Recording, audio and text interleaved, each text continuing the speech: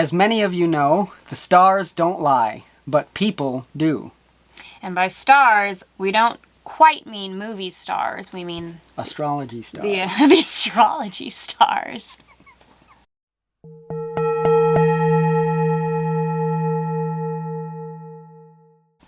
In this video, we're going to be taking a look at the astrological charts of Ryan Reynolds, Blake Lively, and Justin Baldoni to try to see what do the stars say about them from the perspective of Vedic astrology.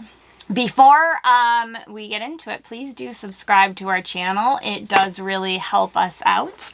And also, full disclaimer, we are by no means swearing that these things are true or 100% happening in their lives.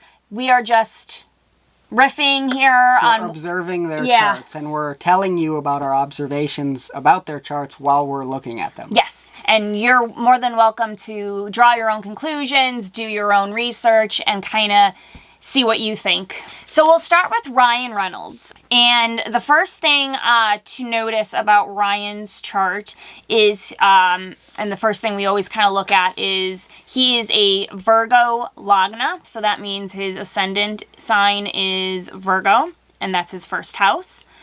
Just as a quick note about the condition of his ascendant, he has Mercury in the Lagna, so that's the Lagna Lord in the first house as the ruler of the Virgo sign. As the Lord of the 10th house as well, Mercury being Lord of the sign of Gemini. The 10th Lord is in the first house, so that's forming a Raj Yoga. It's also exalted in the sign of Virgo, and it stays in the sign of Virgo when you look at Mercury. When you look at Mercury's placement in the Navamsha chart. So it's called Vargotama. That's another condition adding strength to the significations of Mercury and the ascendant. It's also receiving directional strength, being in the first house. And it's forming what's called a Bhadra Yoga, which is Mercury in its own or exaltation sign in a Kendra. That's houses 1, 4, 7, or 10. And so all of those things represent a massive amount of significators of strength for the planet Mercury and the ascendant. However, it is aspected by Saturn as a malefic planet, which is also the 6th Lord in the chart of Ryan Reynolds. So Saturn here as a malefic is also ruling conflicts and litigations, and it's aspecting his ascendant. And it's also combust, so it's fairly close to the sun, even though the sun is in the 2nd house. It's still fairly close to the sun, meaning that the significations of Mercury get also hurt a little bit by that. And so the condition of Mercury here is really, really positive in a lot of ways. However, there are some negatives about Mercury and the sign of Virgo specifically, which can get kind of amplified by the affliction that Saturn and the Sun add to the ascendant. And they also get amplified a lot more by the condition of his moon, which we'll talk about in a little bit. This placement also shows that Ryan has a very sharp intellect, critical thinking skills, but often this can lead, especially with an affliction, which we do see here, to a lot of overthinking, and which then, of course, can lead to a lot of overcritical behaviors.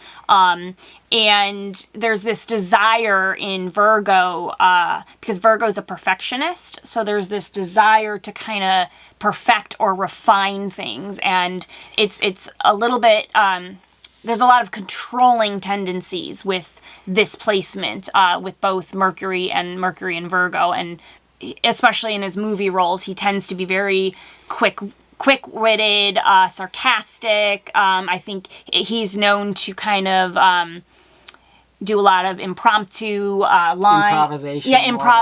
Improvisation. He usually has that sharp, kind of funny, like, lines, that snarky tone of voice. Exactly. Yeah. One of the most critical components of the birth chart is the first house. It represents the self.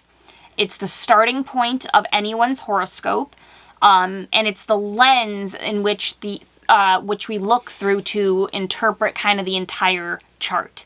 Okay, so according also to the ancient texts, the first house is associated with the full physical body, and the personality and the overall life path of an individual.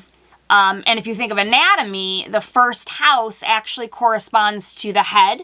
That includes the brain and the skull. So it's kind of like we're getting a slight view into Ryan's brain as well by looking at the first house. Definitely. And a planet in the first house is going to add a lot of coloration to that person's personality. Right. You can almost picture if someone has a planet in the first house, like they're walking around with it on with top. it on their head. And so he's got Mercury here. And Mercury is his Lagna Lord. Yeah. So it's like already that's kind of the leader of his birth chart anyway. We're compounding a lot of mercurial significations. A lot of mercurial energy.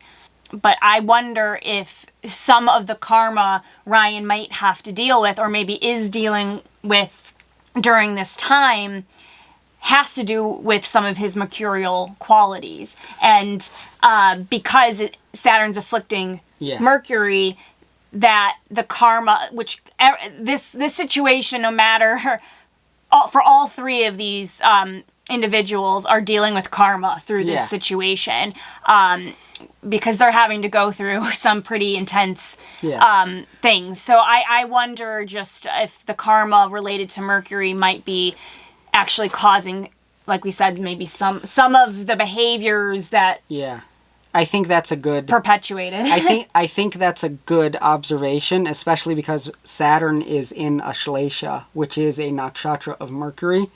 And since he's in the Mahadasha of Mercury, which he just entered on October 4th of 2024, it's going to give the results both of Mercury and of any planets that are in Mercury-ruled nakshatras. So it's giving that karma from Saturn as well. Okay. I think you were picking up on that. Yeah. So, and this is why it's fun to just kind of, some of this stuff we saw before we sat down to shoot this for you guys, and some of this stuff we're going to see right while we're doing it. Yeah, and we're not, like we keep saying, we're not deep diving, but things are kind of just popping up as we're looking. So when we move on from Ryan's first house and we look at his second house, this is where we're going to see just a lot. We're going to have a lot. There's a lot to say. There's a lot going on. Yeah, there's a lot going on with Ryan's second house. I mean, first of all, you can see that he has 4 planets in his second house. So already we have Mars, which is a malefic. We have the moon. We have Rahu. And we have the sun. Mars and Rahu are malefics. The sun is considered a mild malefic, but in Ryan's case, his sun is actually very unique. And then the moon is there. And the moon is one of the most important planets in Vedic astrology. Yeah, we consider the moon chart as like a second birth chart that we look at.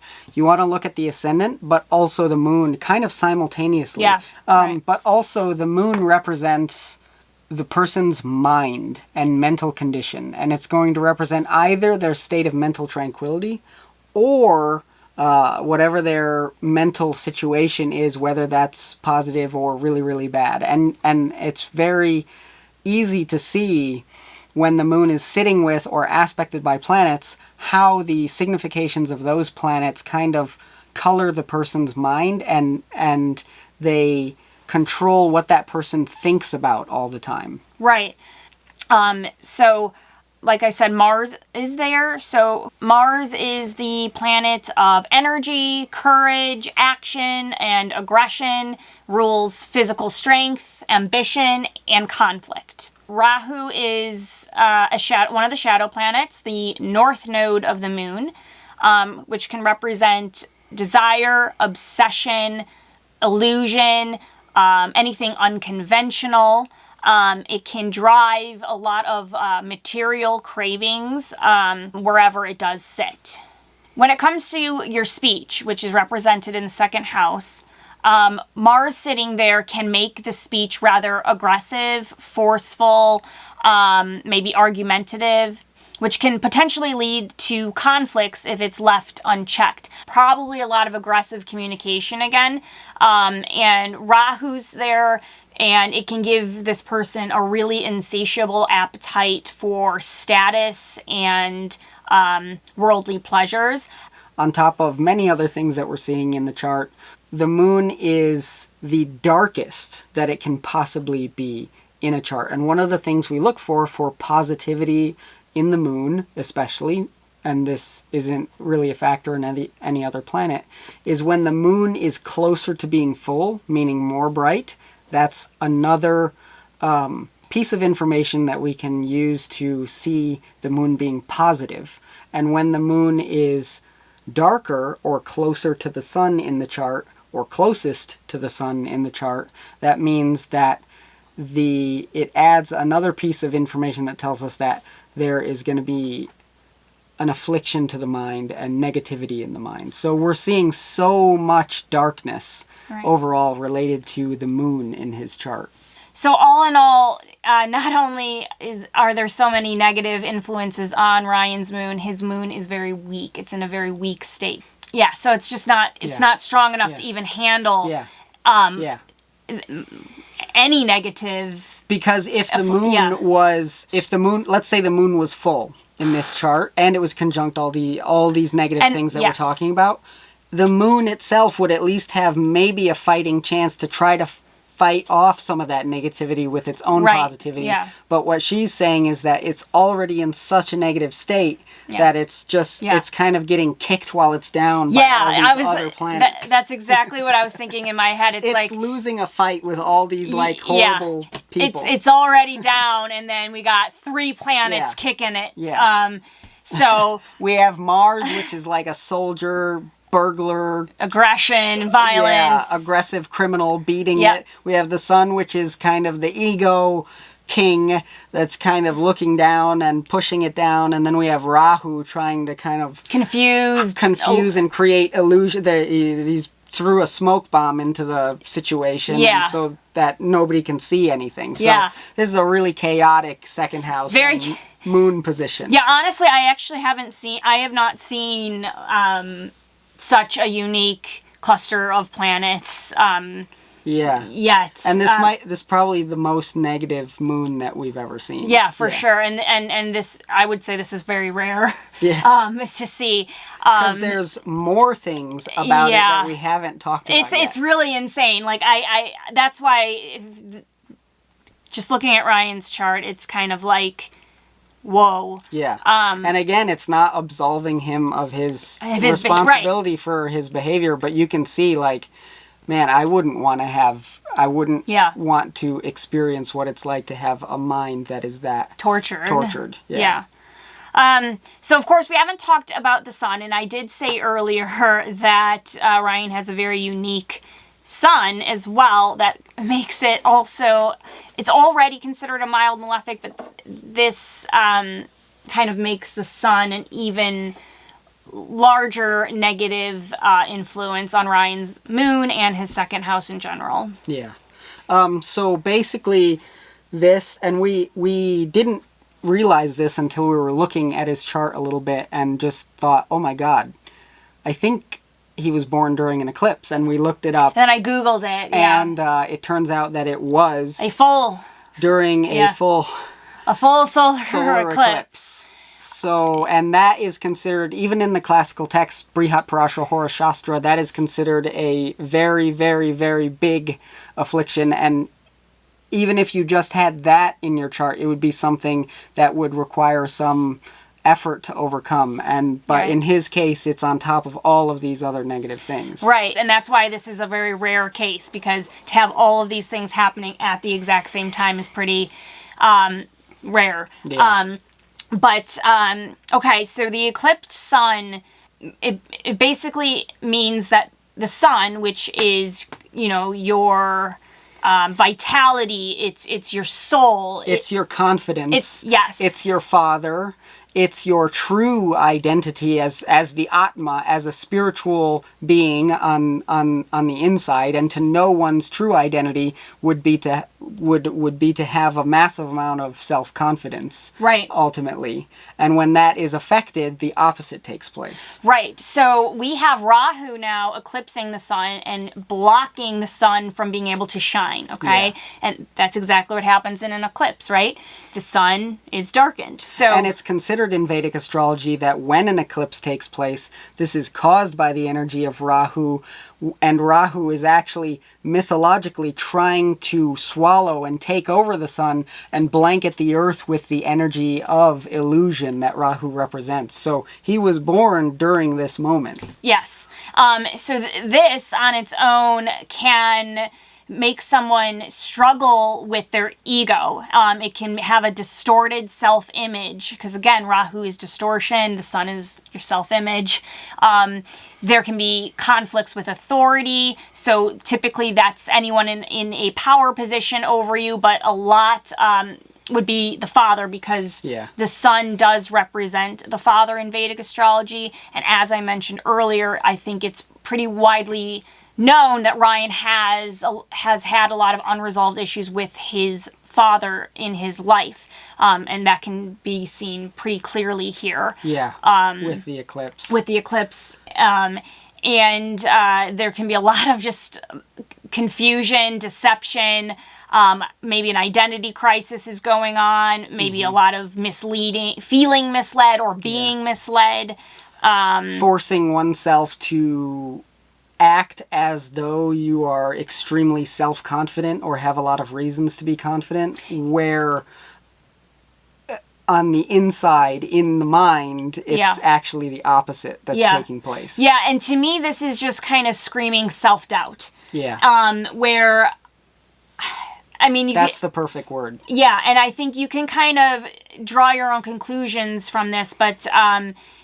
where Ryan may want to present a certain way to the public, and believe me, his public image is very, very important to him. That's seen already in his second house as well, with all these planets being there. He's wanting to present a certain way to the world, but internally and mentally, there's a lot of there's a lot of negativity in his mind, a lot of control issues from Mercury and Virgo, and just a lot of self-doubt from the eclipse. And just to, what do they say, throw salt on the wound, his sun is also debilitated. Yeah. So in the sign of Libra, it gets debilitated, and it's not sitting with any planet that can make it undebilitated or in a better situation. Yes. Yeah. So any planet that's debilitated is also, it's putting it at its weakest state. The sun is sitting in Libra, its sign of debilitation, plus it's eclipsed. With a dark moon. With Rahu, with Mars, and both of those are very malefic planets. And there's just no, like we said, no benefic planet that's his saving grace to kind of shine any... There's no benefic planet aspecting this at all, or anything. Yeah. Really. So Rahu here also is... So Rahu sitting anywhere is going to amplify the nature of the planets it sits with, or the house, or the sign. And Rahu right now is amplifying all these energies that are in Ryan's second house. And as we said, they're quite negative. So... It's creating these intense desires and obsessions. And Rahu also represents a kind of both obsession, which she's already talking about, with Rahu being there in the second house, obsessing over self-image and all these other things that Moon, Mars, and Sun are trying to do.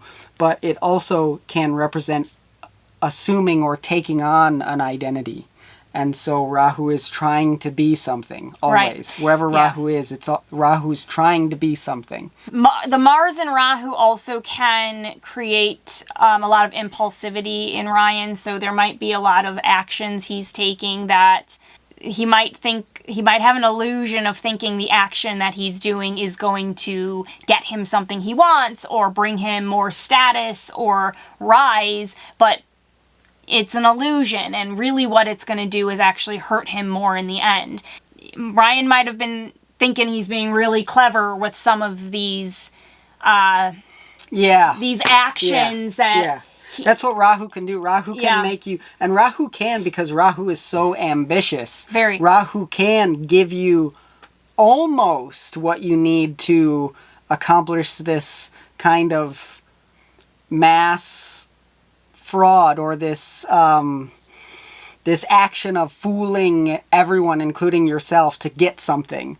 But Rahu will oftentimes trick a person into thinking that they can convince everyone of something, or even convince themselves of something in particular, but then taking it away at the last minute in a very embarrassing way, where everyone now sees who they are, or what their underlying motivations were, or that they're kind of a phony or a fraud in what they're trying to be. Right, so. and Rahu can also give a person like a sudden rise, and also equally a sudden fall.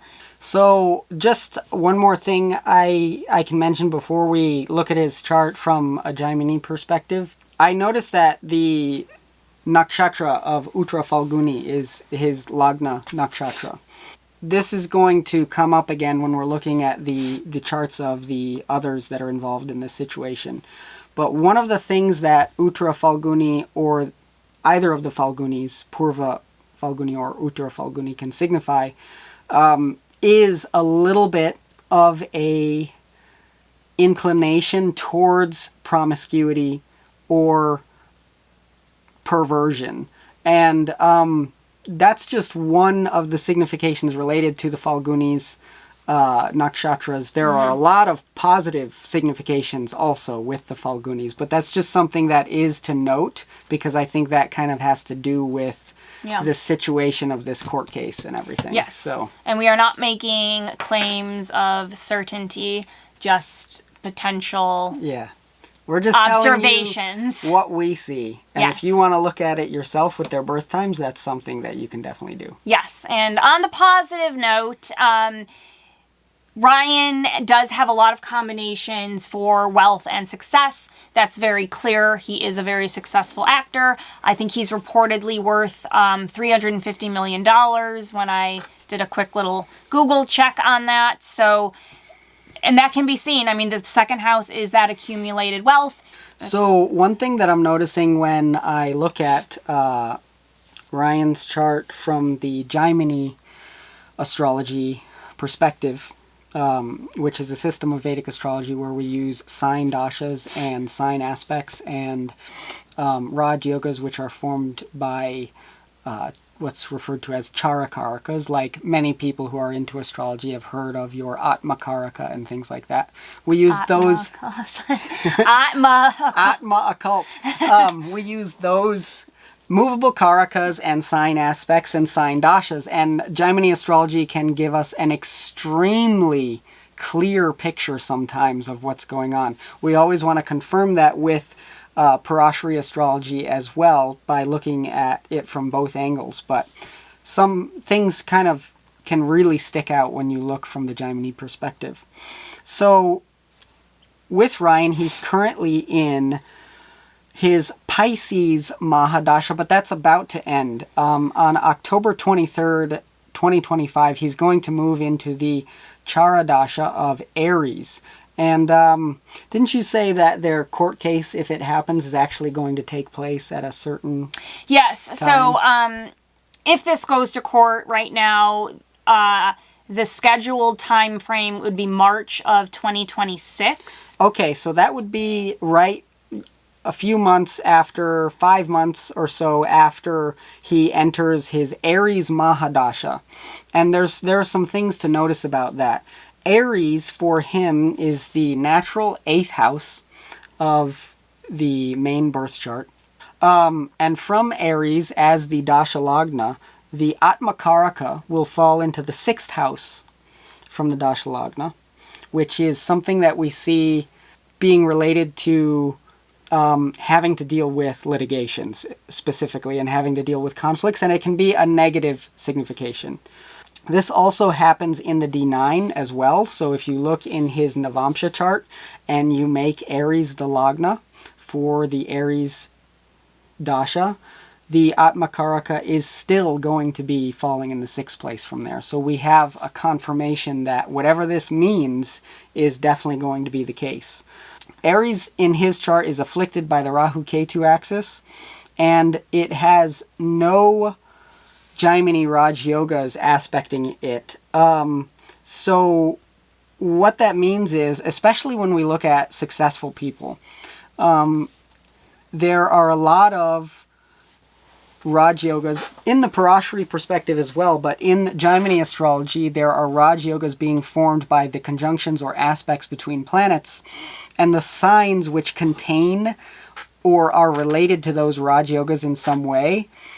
When a person is running the dashas of those signs, that's when all that status and money comes in, and that's when all the good things happen, for the most part. And so one thing that we often see with people that are very successful is they have Raj Yogas activated in their chart, Jaimini Raj Yogas especially, and when they go through the periods of signs that are not aspected by or containing those Raj Yogas, that's when they, instead of being this in this celebrity position, all of a sudden it's more negative, or they're dealing with scandals, or they're dealing with difficulties, and then, you know, or sometimes it just means that they're out of the public eye for that period of time, and then when the Raj Yogas are activated again, they come back. So for him, the sign of Aries has a few negative things happening with it, and it also does not receive the positive influence of all the Jaimini Raj Yogas, which give him the status. So, I mean, we're not making any predictions in this video, but this kind of can tell us from a very surface level that the time period that he's entering is a time where he's going a little bit down rather than up. So you can interpret that in whatever way you want to interpret that. Yeah, we shall see what happens if this gets settled before court or not. Yeah. And we can learn a lot more by looking at the other people's charts who are involved in this situation. Yes, so definitely stay tuned as we explore both Blake Lively's chart and Justin Baldoni's. And then we're going to kind of do a little bit of comparison and what we're seeing with the interaction of the charts, which would kind of be symbolic of the interaction of the people. Yep.